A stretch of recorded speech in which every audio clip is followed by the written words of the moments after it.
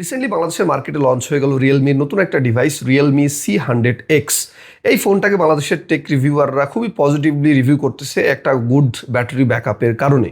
কিন্তু কথা হচ্ছে একটা ফোনে কি শুধুমাত্র ভালো ব্যাটারি ব্যাকআপ থাকা জরুরি, নাকি সেই ফোনটাতে ক্যামেরা থেকে শুরু করে ডিসপ্লে কিংবা প্রসেসর প্রত্যেকটা জিনিসই ভালো থাকা জরুরি? রিয়েলমি C100X ফোনটা বাংলাদেশের মার্কেটে লঞ্চ করা হয়েছে 4 128GB ভেরিয়েন্ট 22,000 টাকায় এবং 6 128GB ভেরিয়েন্টটা 24,000 টাকার আশেপাশে প্রাইসে। এখন কথা হচ্ছে এই প্রাইসে এই ফোনটা আসলে ব্যাটারি ব্যাকআপ ছাড়া আর কোন জিনিসটা অফার করতেছে, বা ব্যাটারি ব্যাকআপ ছাড়া এই ফোনটাতে আর কোন কোন জিনিসগুলো ভালো আছে। আজকের এই ভিডিওটাতে আমি আপনাদের সাথে রিয়েলমি C100X নিয়ে আলোচনা করব, এই ফোনটার বেসিক স্পেসিফিকেশনগুলো শেয়ার করব এবং এই বাজেটে এই ফোনটা আপনাদের জন্য কেনা পারফেক্ট হবে কিনা সেটা নিয়ে আলোচনা করব। যারা এই ডিভাইসটা কেনার কথা ভাবছেন তারা অবশ্যই ভিডিওটি সম্পূর্ণ দেখার চেষ্টা করবেন। সো প্রথমে যদি এই ফোনটার ডিজাইন এবং বিল্ড কোয়ালিটি নিয়ে কথা বলি, তাহলে এই ফোনটার ডিজাইনটা কিছুটা রিয়েলমি C85 সিরিজ থেকে নেওয়া হয়েছে, বা C85 এর মতোই আসলে করা হয়েছে। এটা সামনে পেছনে আসলে প্লাস্টিক ইউজ করা হয়েছে, ফ্রেমটাও প্লাস্টিক, অর্থাৎ এটা একটা প্লাস্টিক বিল্ড ফোন। তারপরে এটাতে যথেষ্ট ভালো প্লাস্টিক ইউজ করা হয়েছে। এটাতে কিন্তু মিলিটারি গ্রেড সার্টিফিকেশনও আছে এবং IP64 এর ওয়াটার অ্যান্ড স্প্ল্যাশ প্রোটেকশনও আছে।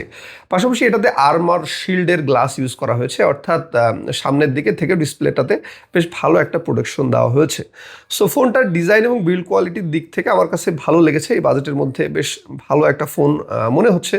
কিন্তু সামনের দিক থেকে যদি আমি দেখি, তাহলে ডিসপ্লেতে একটা ওয়াটার ডপ বা টিয়ার ডপ টাইপের নচ ইউজ করা হয়েছে, যেটা আজ থেকে 6-7 বছর আগের ফোনগুলোতে আমরা দেখতাম। 16-17 সালে বা 18-19 সালের দিকে যে ফোনগুলো বের হতো, সেই ফোনের ডিসপ্লেগুলো এখন এই ধরনের ফোন ইউজ করা হয়েছে, যেটা আসলে আমার কাছে কোনোভাবে ভালো লাগেনি।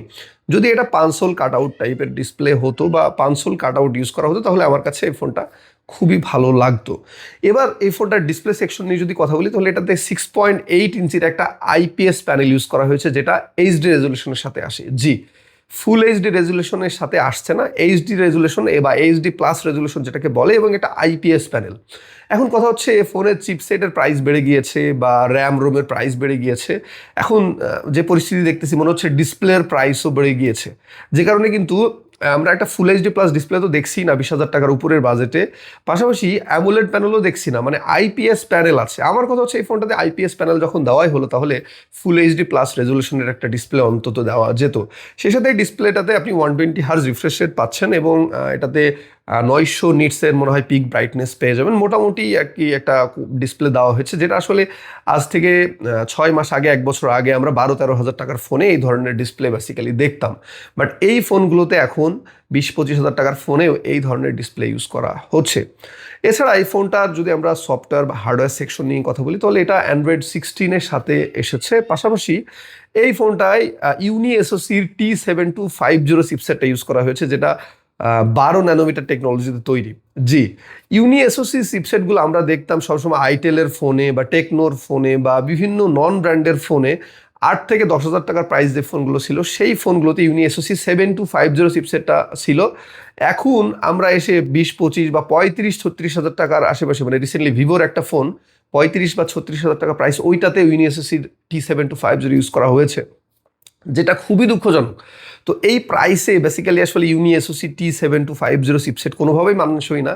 এটা 12 ন্যানোমিটার টেকনোলজির একটা চিপসেট এবং খুবই দুর্বল একটা চিপসেট। এটাকে মিড রেঞ্জ বা লোয়ার মিড রেঞ্জ চিপসেটও বলা যায় না, এটা একটা এন্ট্রি লেভেলের চিপসেট। এই চিপসেটটা কিন্তু এই ফোনটাতে ইউজ করা হয়েছে।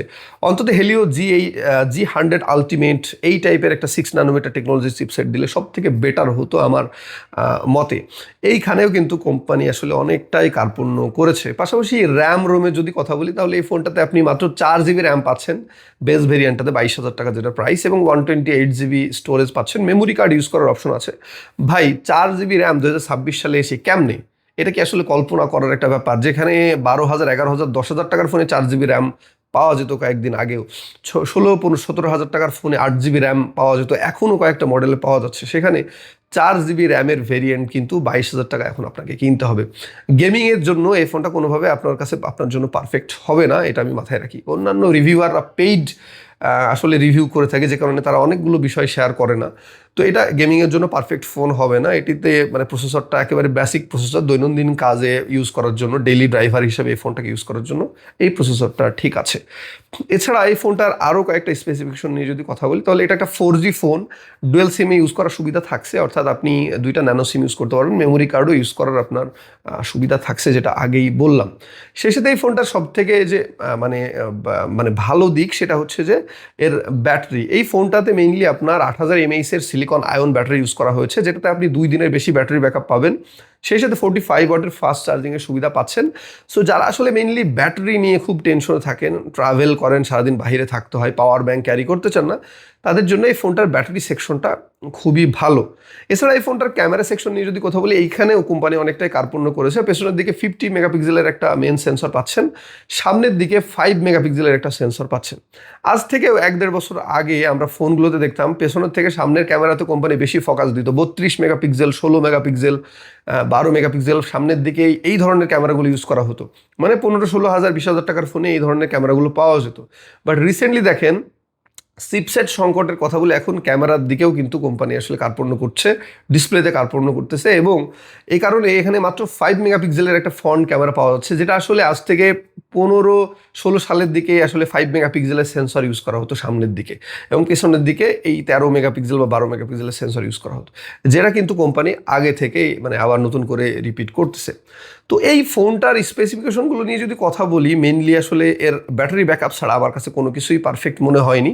পেছনের ক্যামেরা দিয়ে আপনি মোটামুটি একটু ভালো ছবি তুলতে পারবেন, বাট সামনের ক্যামেরা থেকে খুব বেশি ভালো আউটপুট কোনোভাবেই পাবেন না যারা সেলফি তুলতে পছন্দ করেন।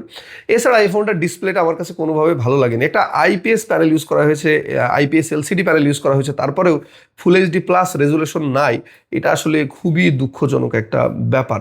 সেই সাথে এই ফোনটার আসলে মানে প্রসেসরটা আমার কাছে খুবই খারাপ লেগেছে। এখানে অন্তত মিডিয়াটেকের হেলিও G100 বা G99 বা কি বলে G80 আলটিমেট, হ্যাঁ, এই চিপসেটগুলো ইউজ করলে আসলে ভিতর থেকে আসলে ভালো লাগতো।